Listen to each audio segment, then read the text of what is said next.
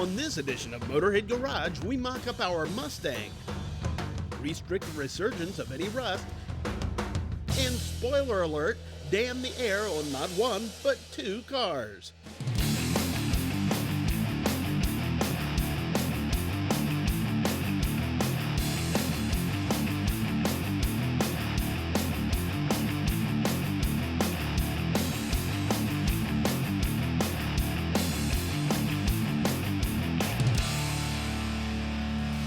Welcome to Motorhead Garage. Well, today, Dave and I have got this little Mustang project, and we're starting to plan it. It's an aftermarket body. It's a complete body built on the original dies and so on. And it's got, a front member in it. It's got a rear suspension and a differential. But now's the time to start thinking about what we're going to use for a driveline and putting things in and starting to mark it up. I like this. Got a little bit aftermarket suspension in it, so it's going to be a little bit more performance to it than stock, but still pretty much stock. But here's the key right here is the engine. Now what we have here is basically a stock engine that we're going to use for a mock-up. Yeah, this is a small block Ford, and that's the decision we made. This K-member in here and so on, you can put big block, small block Ford, you can put an LS Chevrolet motor in. It's all got to do with motor mount change and so on. We're going to go with a small block Ford. Yeah, and we got Bob Myers here from Performance Racing Engines who's going to build up the engine for us. But Bob, come on in. And first of all, I want to thank you for loaning us this engine to use as a mock-up, because this is one that you've already built for something else. Right. This is a restoration engine for a car of my own. It's got all the same dimensions of the engine that's going to be going in the car. All your angles for your crankshaft, the height of your carburetor and everything should be correct if you mount this one in there and get everything lined up with it. Well, cool. So we're going to be running basically a stock 289 in this particular car. But Bob, you're going to upgrade it a little bit, right? You got a complete shop where you can do all that. Right. We're going to make it a more modern engine, just like they're making the car a more modern car.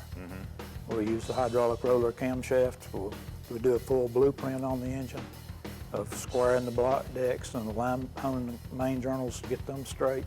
And we'll do that just like a race engine. We've got a full service shop. We don't really hire anything out. We balance, we turn cranks if needed. We do performance cylinder head work, airflow work, right up through the dyno and out the door. You do custom motors. If somebody wants to just not buy a crate motor, but they want to spec it out like we want for this car.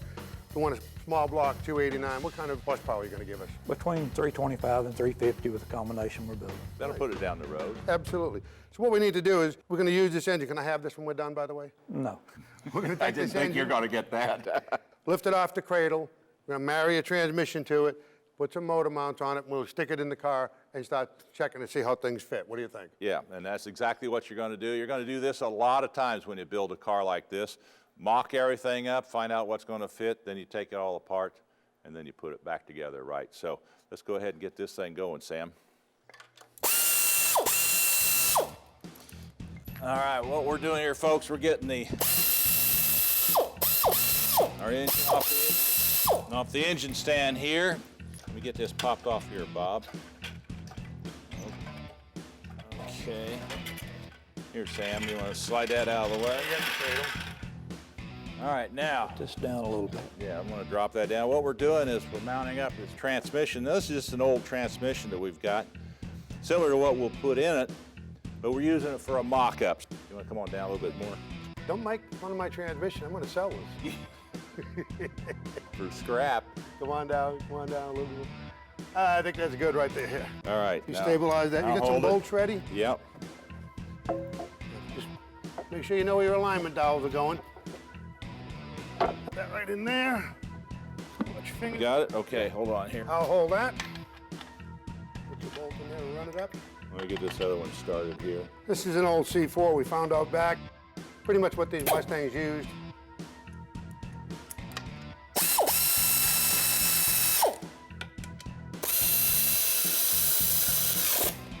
All right. Having one of these little engine balances, you pick it up now that you got the transmission on it, back of the engine is going to go down, that way you can crank it up and get the angle you want. All right, folks, we're going to take a short break. When we come back, we're going to go ahead and we're going to stick this right here in our Mustang, so stay with us.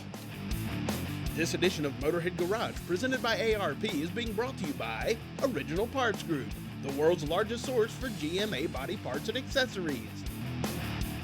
ISPRO, we know diesel.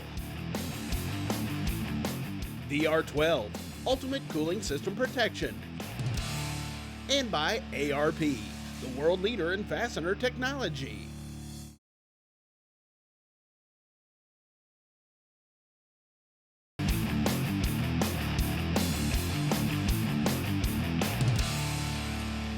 Welcome back to Motorhead Garage. Well, we got the little engine up on our sling here. These are our motor mounts. These are all steel. The bushings are in the piece on the chassis. You guys ready to do some hefting there? I'm ready. All right, ready to go back? Yep. There we go. Watch your toes there, Dave. All right, I got it. I won't let you run over them. Yep. Okay, let's take her back a little bit there, Bob. A little bit more, Sam. All right. Keep her going. All right, hold on here. Now you can let her down. So what we're doing here, fitting this engine, see what we've got.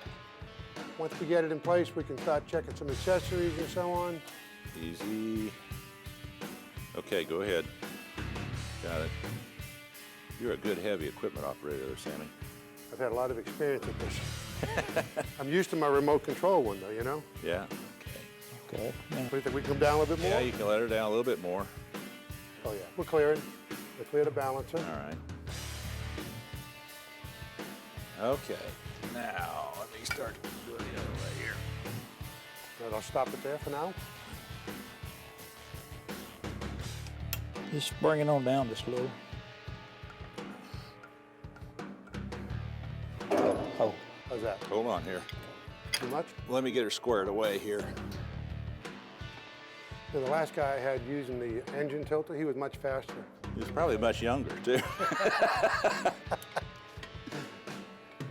Looks like we're gonna need to come down a little bit now. come down just a little. Yeah. Slow down, Davey. All right. Okay, now, here we go.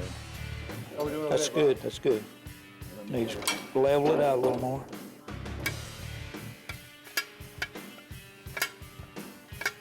You know, if I operated, you just laid underneath the car and pushed up on the transmission, we'd be okay. Yeah. We need to come down a little bit now? Down just a little, I'm following your lead, Bob.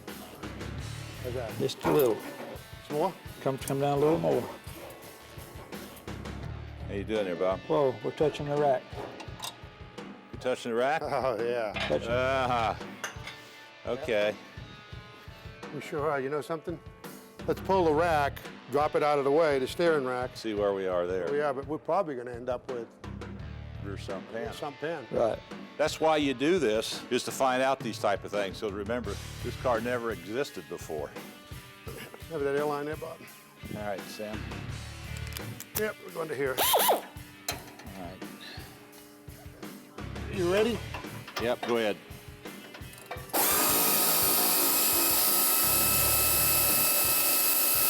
All right. You're good. I can see it move already. I pull the bolt up.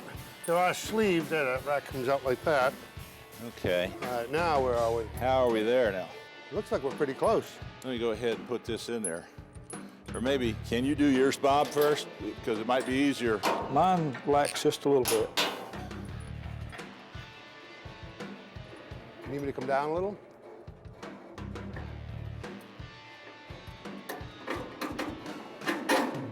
Got it in? It's in. Good job. Okay, let's see what we got here. You know, leaving those mounts loose was a great idea. Well, that's what you do, you know. You want to leave them loose so you get everything in so you see what you're dealing with. What do we look like down there, Sam? We're good. We got clearance. We can either notch the pan for the rack or put a red sump pan on it. Drill a hole through there and weld a sleeve in there to run the rack. That's right. Okay. Well, Bob, with this far, let's see if those headers are going to work too. Okay. We know we got an oil pan problem, Yeah. and we sure can't put the cross member up because we're going to be touching there. Let's see if these work. Well, at least we get an idea of whether we're going to be able to have much room in there or not. I got a feeling it's going to, I've never seen a header go in that easy yet, so. Well, you know, this car came with this engine originally, so Hey, that fits like a glove there. cool. No cutting, no bending. Well, now you see, folks, this is why we do what we're doing right here. You put the engine in, you find out exactly how it's going to fit. In this particular case, we found out the pan's going to hit the rack on here, so we've had to drop that down.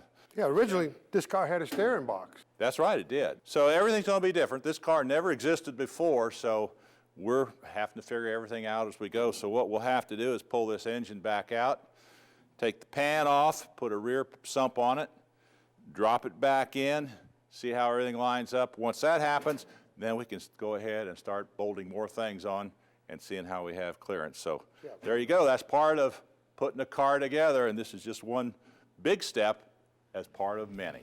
We're going to take a short break. When we come back, we got a lot more here on Motorhead Garage, so stick around.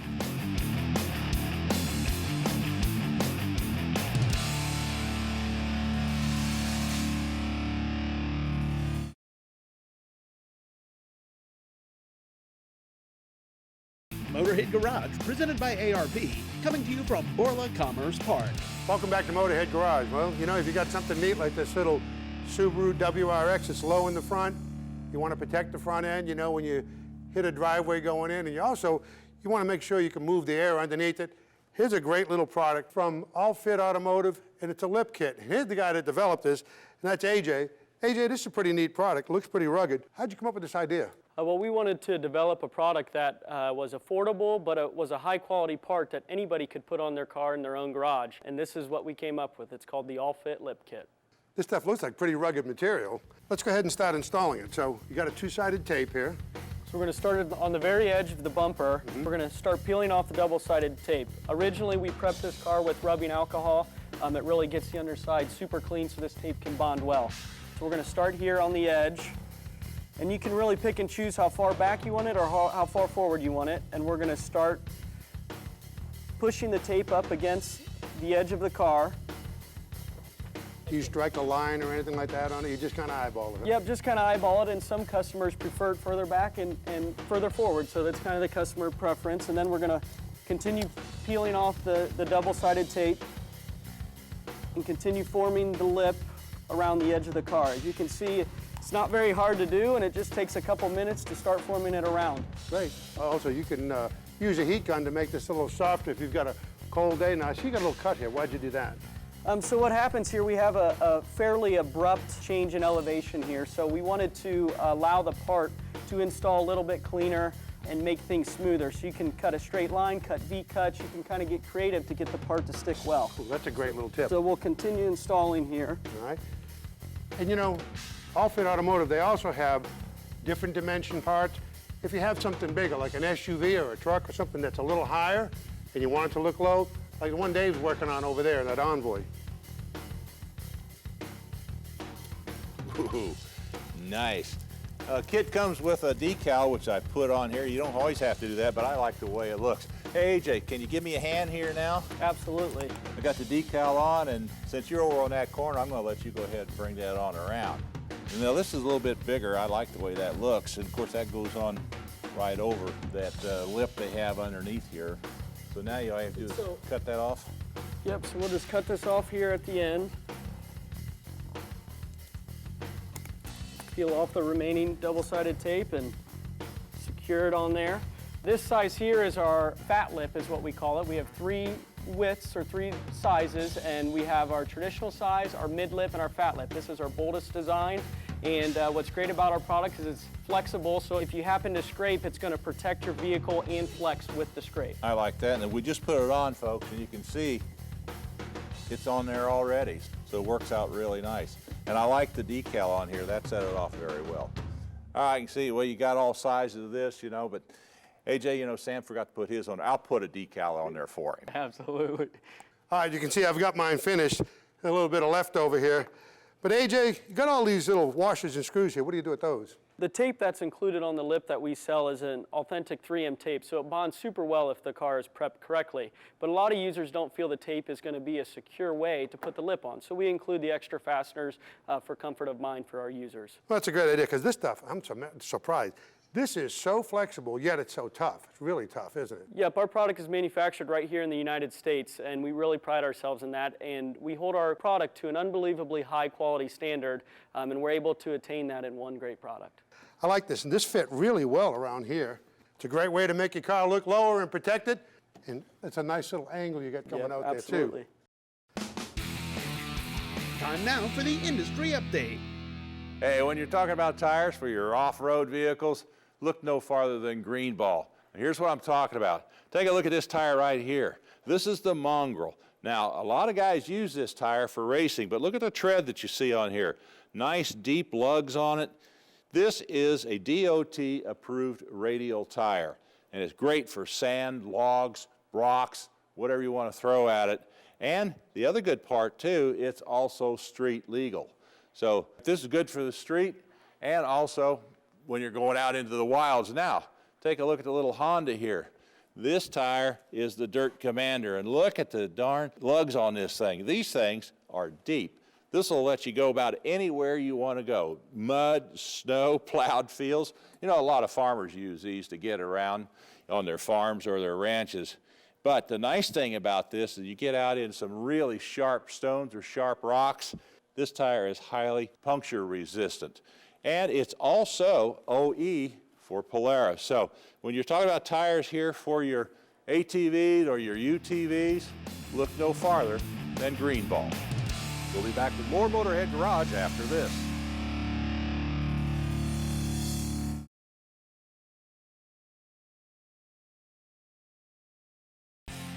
This edition of Motorhead Garage, presented by ARP, is being brought to you by 3BR Power Sports, putting the power in power sports. Clamp Tight, the clamp making tool. Magic Creeper, ready, rain or shine. And by Evapo-Rust, super safe rust remover. Hey, welcome to Motorhead Garage. Well, folks, you know, rust is the bane of any car, especially an old car like this. Now, here at Motorhead Garage, we got different ways you can deal with it, but one of the ways we like is to contain it. Sam, show them what we're talking about. You know, that's really an easy thing to do. And to help us out, we got Jim Kroilak here from KBS Coatings. Jim, tell us how this system works. Well, Sam, it's a three-step system. The KBS in the name stands for Clean Blast Seal. First, you use our clean, water-based cleaner degreaser to remove any greases and oils and contaminants that'll hinder adhesion of your paint, whether it's our paint or someone else's paint. The next step would be blast. It's a mild phosphoric acid and zinc coating that'll dissolve the rust on the surface, etch the steel to give it a good anchor pattern for the paint to grip well to, leaves a little zinc phosphate coating to give you additional rust protection under the paint. You rinse all that off, you let it dry real well, and then it's 2 coats of the rust seal. And you know, you buy a kit like this, the frame coated kit, you get all the products you need, you get the gloves, and believe me, you need the gloves. Let's take a look at the differential here. Here's a rusty differential, and basically the process here was take a wire brush, knock off the heavy stuff. Yep, get the little scaly stuff off. Degrease it, which is the clean, blast it, which gives it the etch, leaves the zinc back behind, and then coat it. Now this was done in 2 stages, a gray and a black. It's a gloss black. But the interesting thing is, this is put on with a brush. That's all brushed in. Yep. Looks like it's been sprayed. Absolutely. You can spray it if you want to spray it. Right. Now, Quart like that will do a full-size car or truck frame, a couple of coats, or 50 square feet if you're doing a firewall or floors. The only thing you don't want to do is get it on your hands, wear your gloves, and of course, it comes in different colors too. You got all different colors of this thing. We've got 10 different colors. We've got a gloss black, which you see here. We've got a satin black to emulate like an OEM finish on a GM car. We've got Caterpillar yellow. We've got red, blue, green, white. Tell you what, let's go to work. What we're going to do is we're going to go over to this front of this Chevelle, and we're going to go ahead and set up, and we're going to clean it, blast it, and we're going to coat it. Show you how to encapsulate rust to stop it in its tracks. Sounds good. Get your gloves on there, buddy. Got my gloves. Now in the kit, you're going to get some brushes, you get a little stirring stick, and you go get the can, you want to stir it up. Now what we did here was, in this cross member, we've already taken 2 of the steps, which is the clean and degrease. Yeah, we cleaned and degreased it with the KBS Clean. Get all the contaminants off. Then we rinsed that off, let it dry, and then we etched it with the Rust Blast. Now this product here is pretty thin. Like I said, you get a lot out of one of these quart cans. You can actually put 2 coats on a complete chassis, is that right? 2 thin coats. Now what you normally would do is take this product, pour it into another container and work out of it. When you go to cover it back up, put a piece of plastic wrap over it, put your cover back on, because if you don't, you'll never get the cover off it. And again, we're just going to put this on with a brush, and thin coats is the way to go, right? Just nice thin coats. You don't want it running, dripping everywhere. Just nice thin covering coats. What's interesting is you put this stuff on with a brush, and it flows out. It looks like porcelain. So this is cured with humidity, is that right? Yeah, it's a moisture-cured urethane product. Okay. The more humid it is, the faster it dries on you. If in a real humid day, you're gonna have to work a little quicker. Yeah. And of course, you know, you want to keep the dust down and so on, keep the bugs out of it. But this is now a nice, clean etched surface. How about a surface like this? We could go right over that. Sure, you can go over that. As long as it's clean to grease, and all the loose, flaky stuff's off, sure. We did that for sure. Okay, let's go right on this and see what it looks like. This stops the air and the moisture from getting at the rust, so that pretty much stops it. Is that correct? Yeah, you gotta think of rust as like a plant you got in the house. You stop watering it, you start giving it oxygen, the plant dies. Rust is the same way. Cool. How tough is this stuff compared to, like, say, a powder coating? Oh, it's a tough, durable coating. We've got 2 coats of it on just these exhaust pipes, and we just bang away at them. You can see they dented and it didn't crack. No, there's no crack and chipping. Flexes with the steel. All right, so what we're doing here, this is going to encapsulate the rust on this chassis, and when it flows out, it's going to look great, because you don't want to work it too much, get it on there, get a thin coat. What do you do for inside a chassis? On the inside, we've got a new product here called Cavity Coater. It's a aerosol product. It comes in bulk also. If you got a Schutz gun with the proper attachment, you could do it that way. But with this, it's an aerosol product. It's got a 36-inch long wand with a 360-degree tip on the end of it. Awesome, so you put it up inside? Put it inside any of your open holes you got in your box frame, your A-post, B-post, rocker panels, anything, and you just spray it as you're pulling it out. We usually tell guys, spray it about a foot a second as you're pulling it out inside there. It coats the inside, it displaces moisture inside the frame, attaches itself to the steel, so you don't have to worry about it rusting from the inside out. It's a great way to go for protecting the inside of a chassis, because there's just basically no way you can do it without that. Right. Okay, so we're going to continue on, coat the whole front of this thing. Of course, this car's really gone. We'll see you next time here at Motorhead Garage. I hope you learned something. Thanks, Jim. I appreciate it. Thanks, Sam.